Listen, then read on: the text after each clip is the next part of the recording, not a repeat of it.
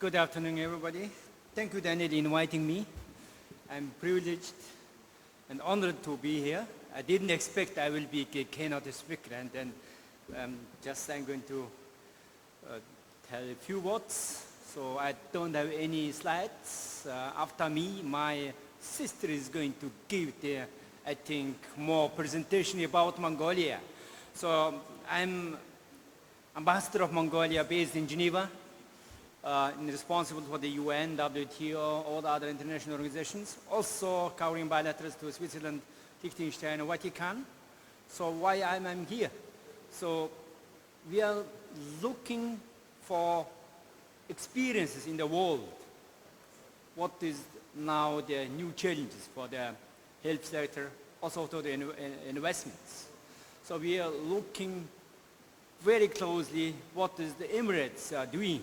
That's what is one of the best examples in the world, how the wealth from mining and others could be distributed for the wealth of the nation.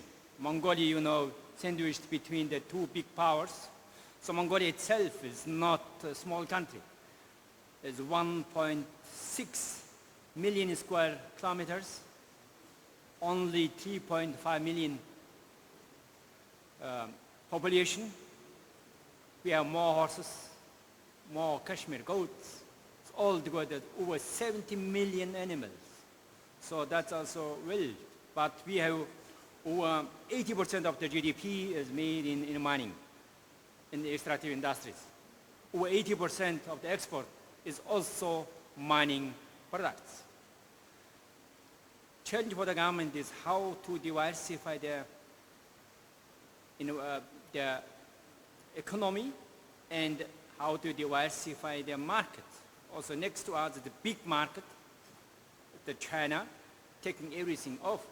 But we would like to sell not only for the China, also to others. And then we are interested also in processing industries and others. So another thing is capital city.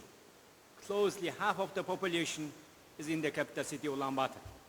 So city itself designed for about 500,000 people. But now its population is 3 times more. So we are facing all the pollution, air pollutions, traffics, all the problems. Therefore, the government has decided to build satellite cities in the suburbs of Ulaanbaatar city. So decision was interesting. When I was that national security advisor, I think it's about 10 years ago, there was an earthquake in Haiti. So we was eyewitnessing how is the Haitian capital was hit and the government was not functioning. So Ulaanbaatar city itself in the earthquake zone, and therefore is decided to build the new standards, new cities. And then they started the Eco City, and I think myself and my sister was several times here in Abu Dhabi looking at the Madras city and then experiences. And we are quite amazed today also to be again here and then looking what that amazing transition for Mongolia itself, also not only the Eco City and others, we are looking for the digital transition.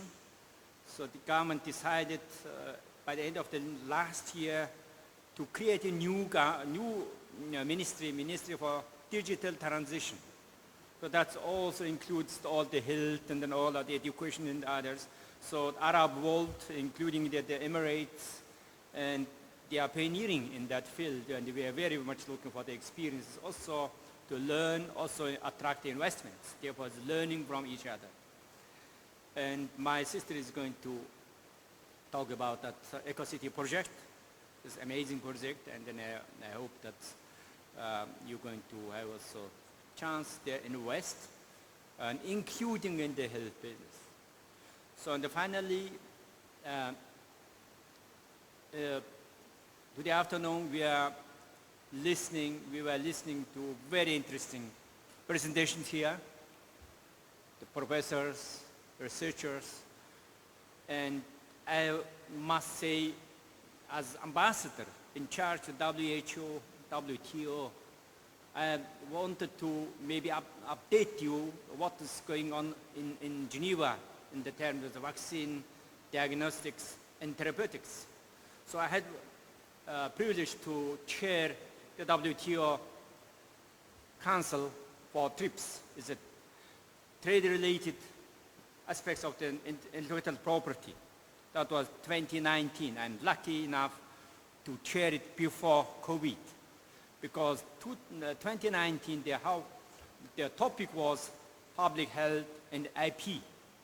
So I had the privilege to chair all the discussions, so including the German pharmaceutical companies, Swiss pharmaceutical companies, also Japanese, American companies on one side, and the other side, India, South Africa, so many developing countries where they're challenging the compulsory IP licenses. So then COVID come, and India, led by India, and then South Africa, many developing countries, including Mongolia, we submitted the TRIPS waiver proposed to WTO. We're discussing it since 1 year, over 1 year. So just over last weekend, we had a breakthrough. And finally, EU, US, India, and South Africa, 4 members reached consensus. Not the last weekend, but previous weekend. So last week we had conversations. That 1-page document was leaked suddenly last Wednesday night, and we had an emergency meeting on Thursday last week with the Dr. Ngozi, the Director General of the WTO. So this week the TRIPS Council is going to discuss in informal sessions. Next Monday, General Council of the WTO is going to deal with that. So what is reached is now only for the COVID vaccine, the waiver program is now maybe is going to reach consensus on that. Is excluded therapeutics and then diagnostics. So after 6 months of the decision made to the vaccine, there will be discussion on the therapeutics and the diagnostics, which also the India or South Africa is demanding. So that is the latest you will see maybe in the coming days. More detailed information on that. I think the Emirates, also here, the Saudi Arabia, they have some production capacities for the vaccines. So I see today many also German companies, they are diagnostics, therapeutics. So that is still also big issue discussing between the developing members and then also on the other side, the developed members, especially the European Union, Switzerland, and then joined by UK, Japan, and many others. So that is what I could share from my insights as a WTO ambassador in Geneva.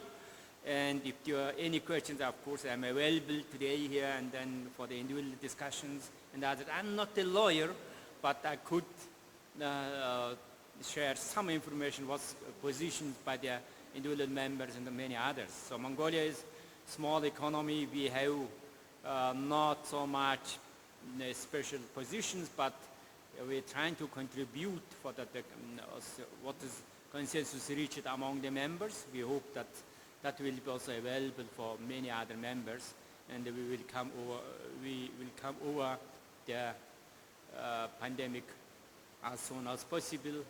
And then I saw that the health business and the health sector is an enormous potential in the future.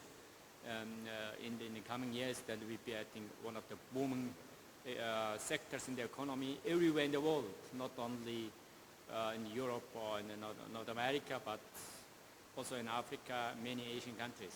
So thank you again.